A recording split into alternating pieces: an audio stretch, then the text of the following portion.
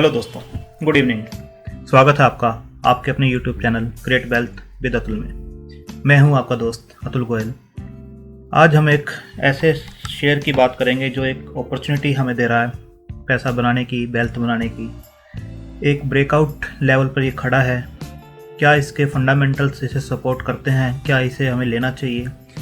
कितनी डाउनसाइड इसके अंदर बनती है? कितना रिवार्ड ये दे सकता है लॉन्ग टर्म में, शॉर्ट टर्म में, एक बार उसको स्टडी करेंगे। क्या इसके ऊपर न्यूज है और क्या टेक्निकल्स इसके बोलते हैं। तो शेयर का नाम है एनसीसी। पहले इसे हम नागार्जुन कंस्ट्रक्शन कंपनी के नाम से भी जानते थे।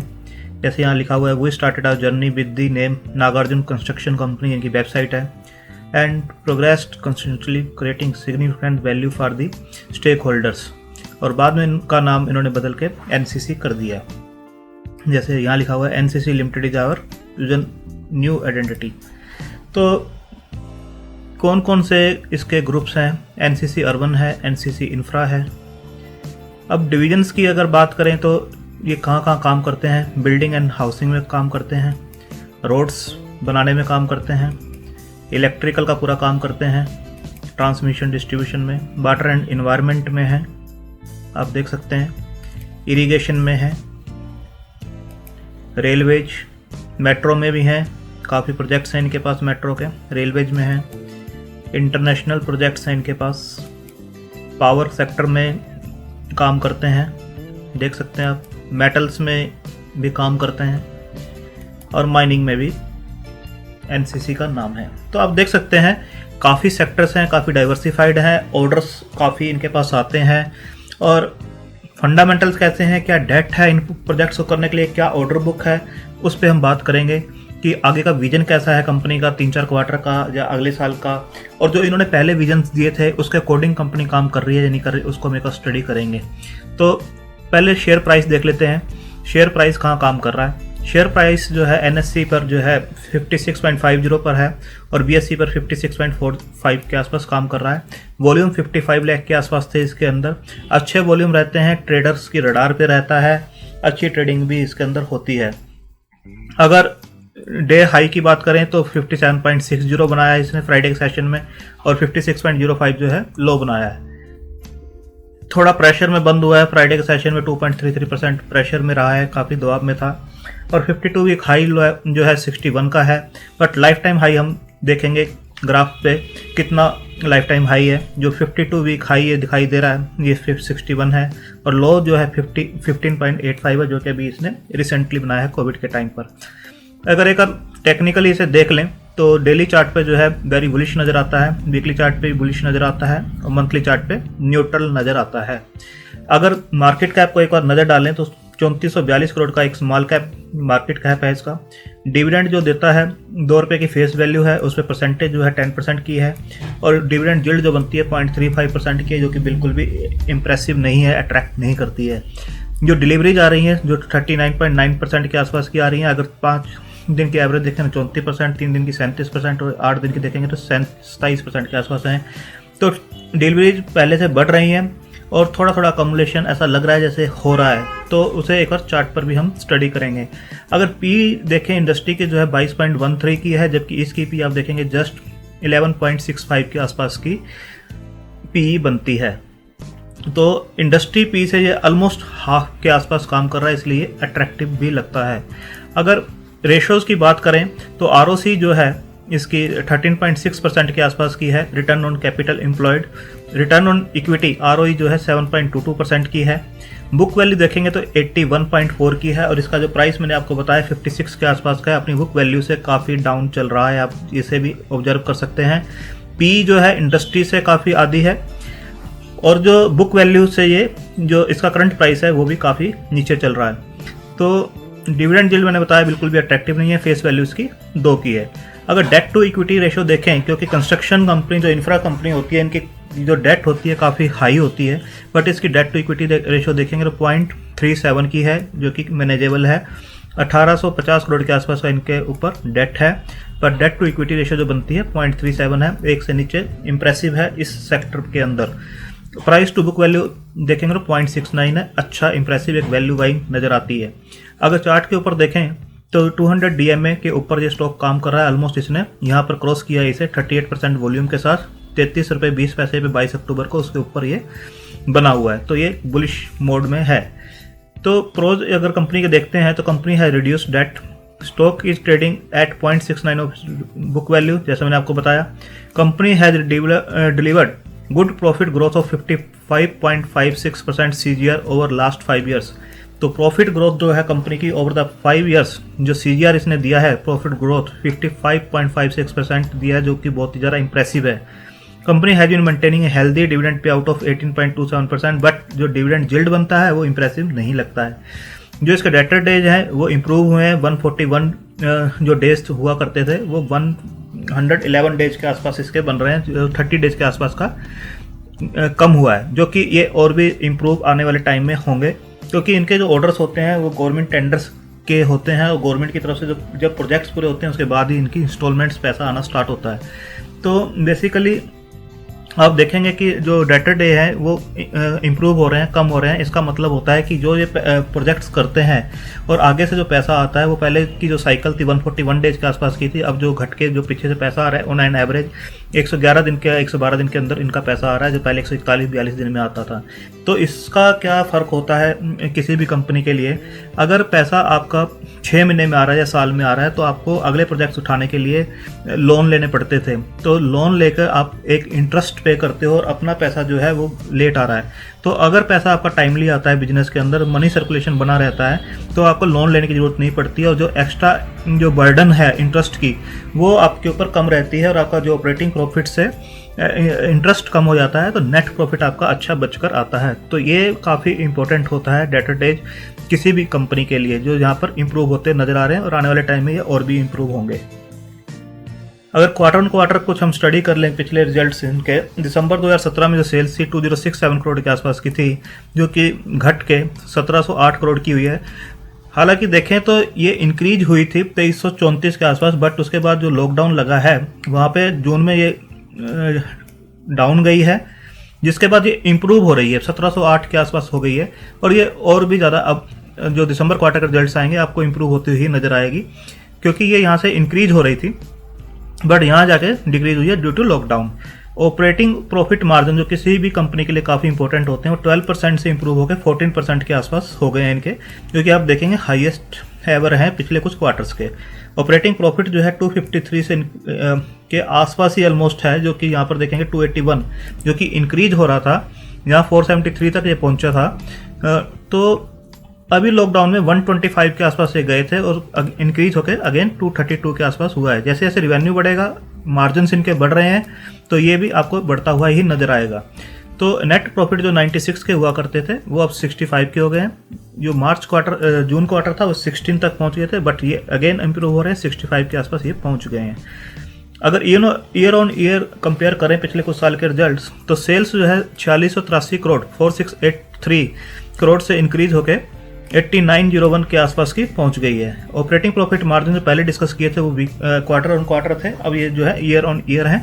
11% पे पहले काम किया करते थे, अब जो है ये बीच में 6% तक भी पहुंच गए थे, बट अब इम्प्रूव होकर ये 12% के आसपास अगेन काम कर रहे हैं। ऑपरेटिंग प्रॉफिट जो है 505 करोड़ से इंक्रीज हुआ है, जो कि 1065 के आसपास है। हालांकि ये 2019 का जो प्रॉफिट आया था 1567 जो इनका हाईएस्ट एवर था, वहाँ से डिक्रीज हुआ है। तो नेट प्रॉफिट जो है 181 करोड़ से इम्प्रूव हुआ है। 2009 में जो है 181 का था, यहाँ पे इम्प्रूव होकर 337 हुआ है। हालांकि जो 2019 का इनका क्वार्टर था 579 के आसपास इनका बहुत अच्छा प्रॉफिट था। यानी अगर आप देखेंगे 2019 जो था बहुत ही अच्छा इनका गया था, हाईएस्ट एवर इनके रिवेन्यूज़ थे, मार्जिन अच्छे थे, ऑपरेटिंग प्रॉफिट अच्छा था और नेट प्रॉफिट बहुत ही अच्छा निकाला था। ये ईयर जो था ये अच्छा ईयर था, इसके बाद ही ये डाउन गए हैं और वहाँ से ही प्रॉफिट जो शेयर की डाउन आया। डेट देखेंगे तो 2009 में जो 2697 करोड़ की डेट थी वो डिक्रीज हुई है, 1850 के आसपास की हुई है, जो कि काफ़ी इनकी इंक्रीज हुई थी, 5316 के आसपास देख सकते हैं। उसके बाद एक रेंज में थे 3000 के आसपास, फिर इनका जो डेट था 2500 2000 के आसपास रहा, और इस क्वार्टर में आप देखेंगे ये डिक्रीज हुई है, 1850 के आसपास पहुंच गए हैं। सितंबर क्वार्टर में भी रिड्यूस हुई है। मार्च 2019 में 2600 के आसपास थी, फिर 2181 आई और अब 1850 के आसपास से पहुंच गया है। रिजर्व्स अगर देखेंगे 1680 करोड़ के जो रिजर्व थे 4844 करोड़ के रिजर्व जो बना चुके हैं। एसेट्स जो हैं 6789 करोड़ से इंक्रीज होकर 13000 करोड़ के एसेट्स भी इनके बन चुके हैं। अगर आप शेयर होल्डिंग पैटर्न की बात करें तो प्रमोटर के पास जो है 18.11% से जो शेयर होल्डिंग है 19.68 के आसपास की इनकी शेयर होल्डिंग है, जो थोड़ी सी मार्जिनली इंक्रीज जरूर हुई है, बट ओवरऑल ये जो प्रमोटर होल्डिंग है एक इशू है, क्योंकि बहुत ही लो प्रमोटर होल्डिंग है इसके अंदर, ये एक इशू है।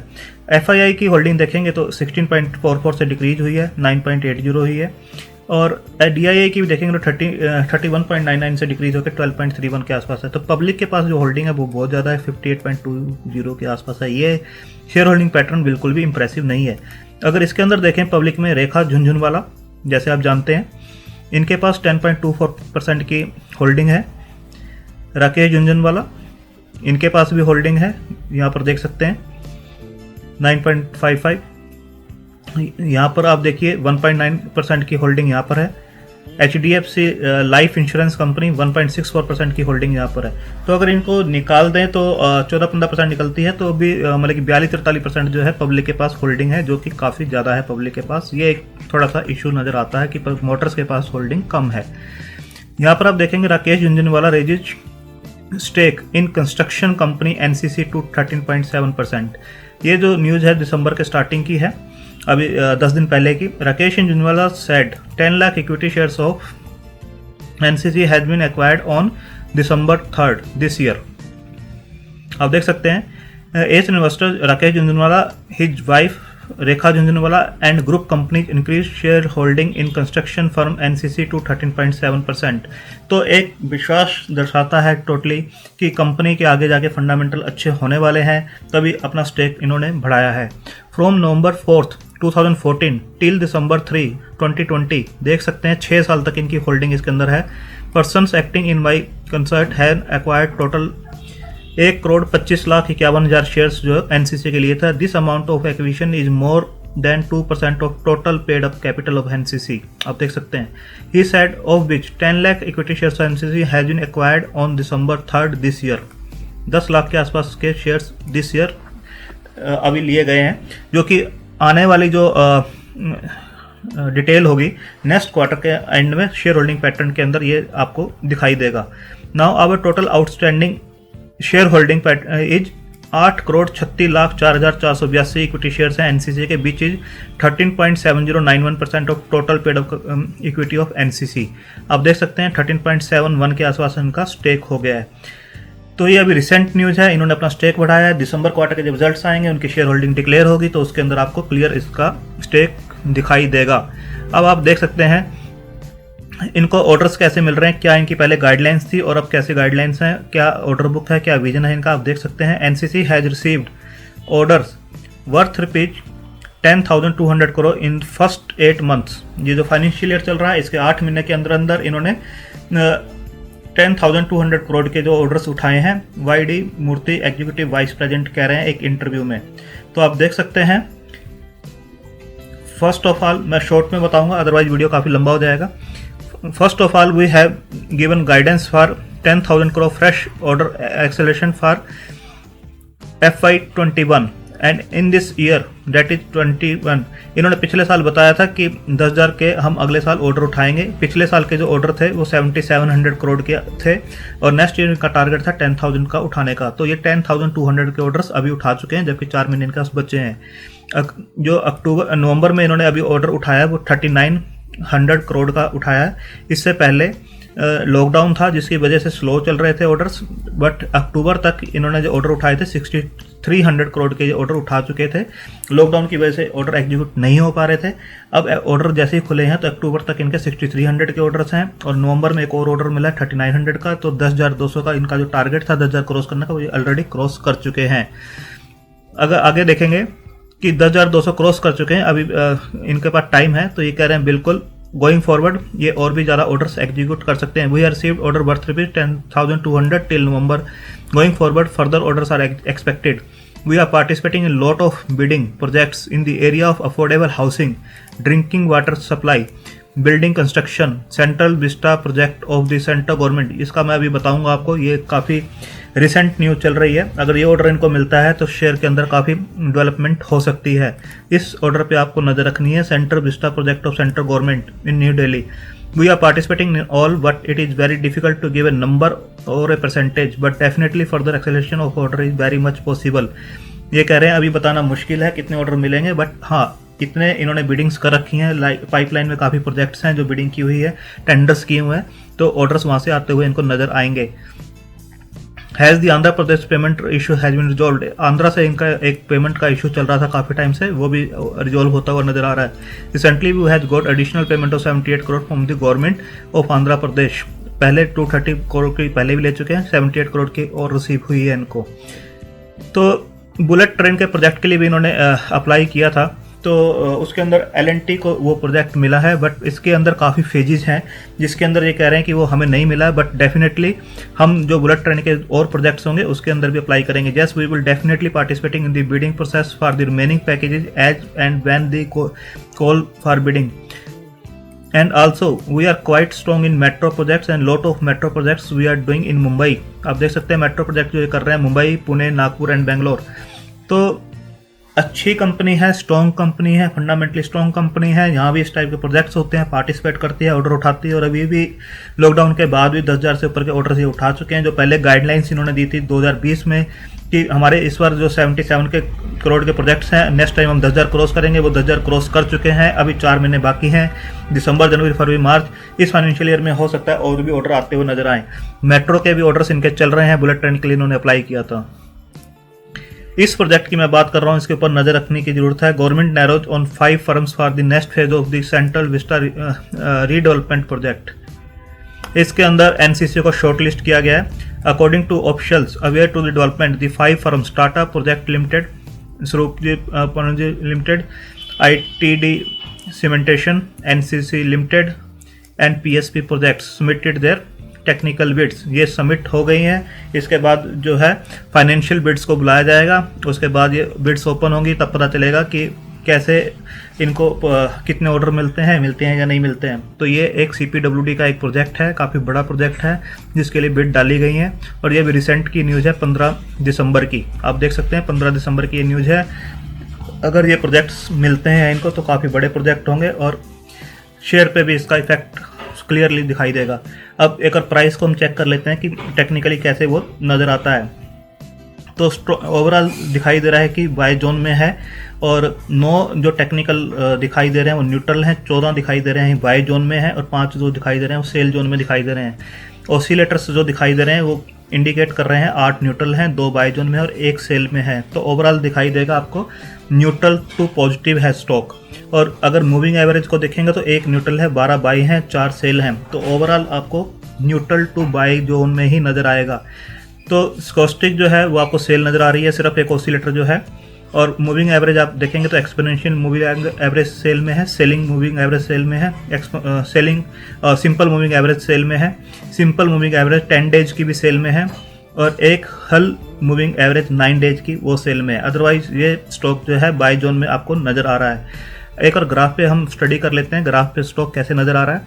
जीरोधा का चार्ट है, सिंगल डे का चार्ट है। एक और मैं आपको मंथली भी आपको दिखा देता हूँ। जो इसके हाई हैं वो आप देखेंगे, हाई जो इसने बनाए थे वो 220 रुपये का हाई है इसका 2008 का। उसके बाद से आप देखिए, उसके बाद जो इसने बनाए हैं रिसेंटली 135 रुपये का हाई बनाया था, जो कि 2018 के आसपास था। 2018 में जो सेबी के जो रूल्स चेंज हुए हैं म्यूचुअल फंड्स के लिए, स्मॉल कैप और मिड कैप के लिए, उसके बाद इसके अंदर भी बिकवाली आई है। जैसे बाकी mid cap small cap shares में आई थी, इसके अंदर भी बिकवाली आई थी और ये शेयर भी टूटा था। तो इसने अपने आप को यहाँ स्टेबलाइज करने की ट्राई की थी इस लेवल पे 73-75 के आसपास। उसके बाद कोविड का इम्पैक्ट आया तो ये शेयर बिल्कुल ही डाउन चला गया 12-13 रुपये पे, कि इनको ऑर्डर्स नहीं मिलेंगे, ऑर्डर्स नहीं हैं, जो एग्जीक्यूट नहीं हो पाएंगे, क्योंकि सारी की सारी लेबर जो है घर जा चुकी थी और कंस्ट्रक्शंस बिल्कुल ठप हो गई थी। तो ये शेयर पे इफेक्ट था। तो शेयर जो है 12-13 रुपये के आसपास पहुँच गया था। अब ये शेयर आप देखिए इम्प्रूव होता हुआ अगेन 56-60 के आसपास पहुंच गया है। बट इसका जो एक रेजिस्टेंस जोन है, आपको एक चीज़ और देखनी है मंथली चार्ट पर। मैं आपको लगा के दिखाता हूँ एक बार RSI। अगर आप पहले की कुछ RSI देखेंगे तो एक चीज़ पर आपको नज़र रखनी है, 50 का जो RSI है, 50 का RSI जो है ये काफ़ी इम्पोर्टेंट है। ये RSI मैंने 50 का लगाया है, तो आप देखेंगे जब भी स्टॉक जो है अराउंड 50 के आता है, यहाँ पर देखिए यहाँ स्टॉक काफ़ी प्रेशर में रहा और नीचे ही चलता रहा। ये आप देखिए बिल्कुल नीचे था। जब RSI 50 से नीचे था तो ये भी 50 से नीचे ही चलता रहा, कहीं पर आपको मूवमेंट नज़र नहीं आया। यहाँ पर इसने इंडिकेट किया जब इसने 50 का लेवल क्रॉस किया, आप देखिए यहाँ पर इसने इंडिकेट किया 50 के लेवल पर। उस टाइम स्टॉक का प्राइस था 2014 में 23 रुपये। ये मंथली चार्ट है, एक कैंडल एक मंथ का जो है अप डाउन सब शो कर रही है, क्लोज और जो है ओपन। तो आप देखिए 3/3/2014 को 50 RSI थी और 23 रुपये स्टॉक का प्राइस था, ओपन हुआ था 16 रुपये पे। और जब RSI ने 50 के लेवल को क्रॉस किया तो आप देख सकते हैं स्टॉक जो है सीधा 118.20 तक पहुंच गया था। तो ये इंडिकेट कर रहा है RSI 50 का लेवल जब भी ये स्टॉक क्रॉस करता है। अब यहाँ पर भी देख सकते हैं 43 के आसपास का प्राइस था और यहाँ पर जैसे ही इसने क्रॉस किया तो आप देख सकते हैं 117 रुपये के आसपास गया है। आप पहले का भी इसे चेक कर सकते हैं। जब भी स्टॉक इसके ऊपर रहता है 50 से तो अच्छा मूवमेंट उसके अंदर रहता है, जब भी इसे नीचे जाता है। अभी अगेन स्टॉक जो है 50 के लेवल पर आ गया है, आप देख सकते हैं 50 के लेवल पर है, 50.78 यहाँ पर रीडिंग दिखाई दे रही है।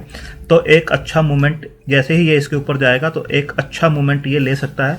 और हमारे जो टारगेट्स हैं इसके अंदर वो 90 से भी ऊपर के बनते हैं, 90 और 108 के बीच में जा सकते हैं। अगर इसे लॉन्ग टर्म के लिए आप होल्ड करते हैं तो ये डबल भी दिखा सकता है, क्योंकि काफ़ी अंडर वैल्यू कंपनी है, डेट बिल्कुल कंट्रोल्ड है। सिर्फ मेन इशू इसका प्रमोटर होल्डिंग काफ़ी कम नज़र आती है, अदरवाइज ग्रोथ अच्छी है। और इंफ्रास्ट्रक्चर इंडिया में अभी डेवलपिंग कंट्री है, तो अच्छे प्रोजेक्ट्स आगे भी मिलेंगे इनको और इनका काफ़ी अच्छा नाम भी है। एक और मंथ ये आपको मैंने बताया जैसे 50 RSI इसे क्रॉस करता है तो ये अच्छा मूवमेंट इसके अंदर आता है। तो अभी भी ये 50.78 है, क्रॉस कर चुका है, इस पर नज़र आप रख सकते हो। तो एक और वीकली मंथली डेली चार्ट पर भी इसको हम देख लेते हैं। ये इसका डेली चार्ट है। अब आप देखेंगे डेली चार्ट पर एक जो ये रेजिस्टेंस जो बन रहा है, यहाँ पर रेजिस्टेंस जो बन रहा है 61-64 के आसपास का जो जोन है, यहाँ पर देखिए 61-64 के आसपास का जोन है। अगेन यहाँ पे टेस्ट किया है शेयर ने, 60 के आसपास आके ये रुक गया है। यहाँ पर भी आप देख सकते हैं 2-3 बार इसने 59-60 के आसपास के जोन को टच किया, यहाँ पर भी 59-60 के आसपास टच किया, इधर भी टच किया। यहाँ पर आके शेयर रुकता है 60 के आसपास। यहाँ पर देखिए आप 60 के आसपास रुका, 60 के आसपास रुका, अगेन 60 के आसपास रुका है, 60 के आसपास यहाँ पर भी रुका है और अगेन 60 के आसपास शेयर आके रुका है। अब ये शेयर जो है 60-64 के आसपास का जो एक स्ट्रॉन्ग रेजिस्टेंस जोन इसका बनता है, जो हमेशा से इसका रहा है। तो जैसे ही वो 60-64 को ब्रेक करता है तो ये 90 के आसपास इजली जाएगा, 90-98 तक ये इजली जा सकता है। आपको इस लेवल तक ये इजली जाता हुआ दिखाई देगा, 90 से लेके 93 के आसपास। वहाँ पे इसको रेजिस्टेंस फेस करेगा और उसके बाद ये 100 क्रॉस करने की ट्राई करेगा। जो लो साइड इसकी बनती है वो 50 रुपीज़ के आसपास की बनती है। स्टॉक जो है 56.50 पे काम कर रहा है। जो लो साइड बनती है इसकी अराउंड इस लेवल पे बनती है। अगर हम यहाँ से देखें तो अराउंड 48 से 50 तक का ये करेक्शन दे सकता है। मार्केट बिल्कुल अपने पीक पे चल रही है, कोई भी अगर करेक्शन आती है तो ये स्टॉक भी नीचे गिरेगा। अगर नीचे गिरता है तो 48-50 के आसपास ये आप अकोमुलेट कर सकते हैं और लॉन्ग टर्म के लिए बन सकते हैं। जैसे मार्केट में थोड़ा भी सुधार आता है या इसके अंदर कोई अच्छी न्यूज़ आती हैं, रिजल्ट्स अच्छे आते हैं, कुछ भी इसके अंदर और इम्प्रूवमेंट्स आती हैं, तो ये स्टॉक आपको 90 से भी ऊपर जाता हुआ दिखाई देगा।